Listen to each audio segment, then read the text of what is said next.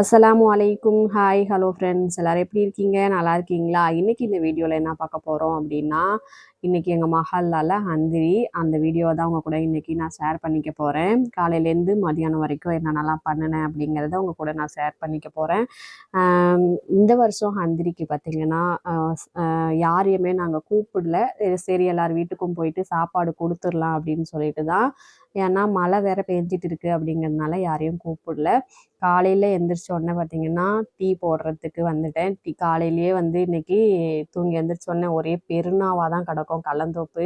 எங்கே லால்பட்டியில் எங்கே ஹந்திரியாக இருந்தாலுமே அந்த ஏரியா அப்படியே களை கட்டும், சூப்பராக இருக்கும். ஜகஜோதியாக ஜேன்னு இருக்கும். அந்த மாதிரி தான் தூங்கி எந்திரிக்கும் போதே மௌலது ஓதுற சத்தம். அப்படியே அதை கேட்டுக்கிட்டே பார்த்தீங்கன்னா அடுப்படியெல்லாம் தொடச்சிட்டு ஜாமான்லாம் கழுவிட்டு அப்படியே நான் டீயும் போட்டுட்டேன்.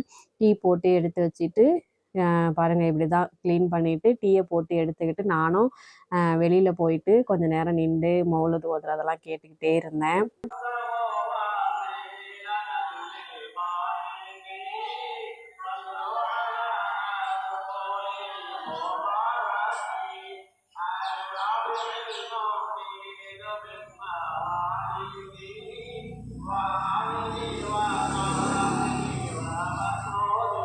சாப்பாடு வாங்கிறதுக்காக வாளி சட்டி எல்லாம் எடுத்து ரெடியாக வச்சிட்டோம். அப்புறம் மௌலது ஓதுனதுக்கப்புறம் ஹஜரத்தும் பங்கு சாப்பாடு கொடுக்கப்படுது, வந்து வாங்கிக்கோங்க அப்படின்னு சொல்லிட்டாங்க. அதுக்கப்புறம் என்ன வாங்குறதுக்கு போயிட்டு நான் பட்ட பாடு இருக்கு, பெரும் பாடு.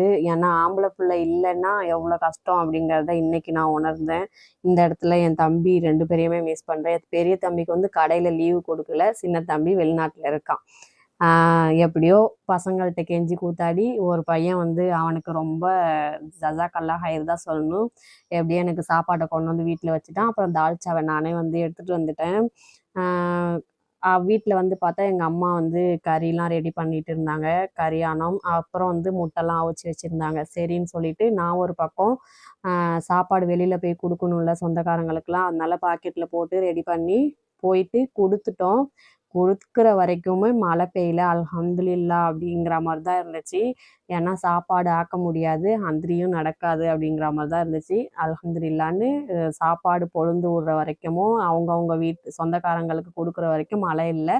கொடுத்துட்டு நான் திரும்பி வரும்போது தான் லைட்டாக மழை பெஞ்சிச்சு. வரும்போது அப்படியே கை காட்டியில் வந்து ஹாட் சிப்ஸுன்னு சொல்லிட்டு ஒரு பேக்கரி திறந்துருக்காங்க, அங்கே போய் வாங்கி பாரு அப்படின்னு சொல்லிட்டு என் தம்பி 2 தடவை வாங்கிட்டு வந்தான். ஸ்நாக்ஸ்லாம் நல்லா இருந்துச்சுங்கிறதுனால நானும் வரும்போது மழை டைமாக இருக்குது, கருமுருன்னு திங்கணும் அப்படிங்கிறதுனால வாங்கிட்டு வந்துட்டோம்.